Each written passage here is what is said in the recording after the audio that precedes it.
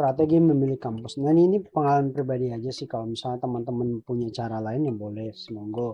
Nah di sini aku tempo hari itu aku waktu milih kampus tuh aku pilihnya berdasarkan mata kuliah karena aku lihat dulu nih mata kuliahnya yang aku mau ngambil di kampus itu berdasarkan apa yang aku passion nggak, atau misalnya aku pengen belajar itu nggak, itu penting banget. Jadi karena sekarang ini banyak banget mata kuliah atau jurusan-jurusan memang sama tetapi yang mereka ajarkan itu beda-beda jadi tiap kampusnya. Misal aku nih kuliah di Harbin Institute of Technology, aku ngambil computer science. Nah ternyata di computer science di Harbin itu mereka fokusnya ke machine learning, artificial intelligence, sama data science. Itu kebanyakan mata kuliah yang mereka tawarkan. Nah, walaupun sih banyak ragamnya, jadi tinggal kita pilih-pilih. Nah, itu penting banget kamu bisa kunjungin atau misalnya kamu nanya atau cari-cari informasi mengenai mata kuliah yang ditawarin dari kampus tersebut. Jangan sampai kita ke sana terus mata kuliah yang ditawarin itu yang kamu mau pengen itu nggak ada. Nah, itu yang penting. Pertama, pilih mata kuliah dulu yang tawarin atau subjeknya dulu. Setelah itu penting juga nih ranking kampus lah. Kenapa ranking kampus penting? Kayak aku, kenapa memilih Harbin Institute of Technology? Yang pertama itu aku milih kampus Harbin Institute of Technology, course yang tawarkan HIT. Jadi aku kuliah ke sini terus aku lihat kursnya, aku kunjungin websitenya dan kursnya itu cocok ke aku. Karena mereka tuh ngebahas tentang big data dan data science, di mana aku pengen belajar itu. Terus aku lihat ranknya, rank kampus berdasarkan itu keyword ranking, rank kampus Harvard Institute of Technology itu bisa dibilang sih oke, artinya dia masuk 300 besar. Sedangkan di China, kampus HIT itu masuk di 10 besar kampus terbaik di China. Dan tidak hanya itu, bahwa HIT ini juga termasuk C9 Campus. C9 Campus ini maksudnya apa? Nah, kalau di Amerika ada Ivy League, jadi kampus-kampus terbaik di Amerika. Nah, di China juga itu ada namanya C9 Campus. Maksudnya, sorry, Ivy League kan biasanya kalau di China itu C9 Campus itu lebih ke kampus yang research, yang banyak top bisa dibilang top 9-nya kampus China juga sih.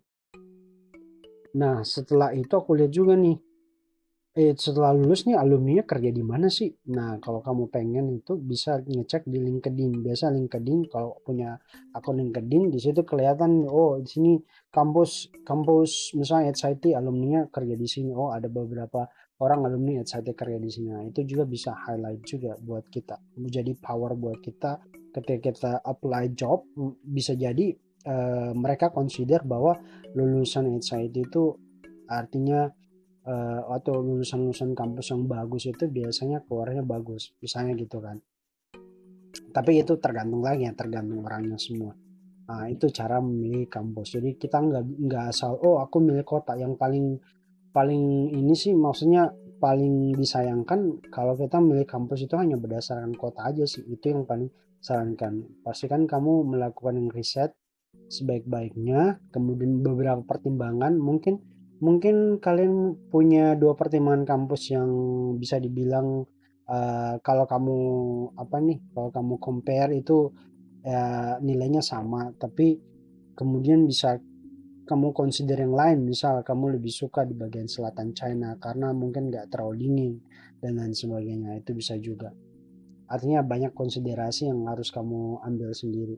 Selain dari yang aku bilang tadi, ranking kampus, kemudian kerja di mana, kemudian course yang ditawarkan.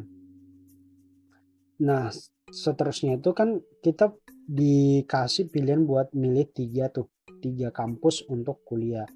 Nah, di posisi yang paling atas yang pastinya yang kita pengen tuh kampus yang kita pengen kuliah, dan memang rankingnya ya bisa dibilang ranking 1 sampai 5 mungkin yang kalian taruh top 3, asalkan kamu udah yakin bahwa maksudnya kalau misalnya keterima ya bakalan tahu, maksudnya harus kerja keras kan kalau misalnya.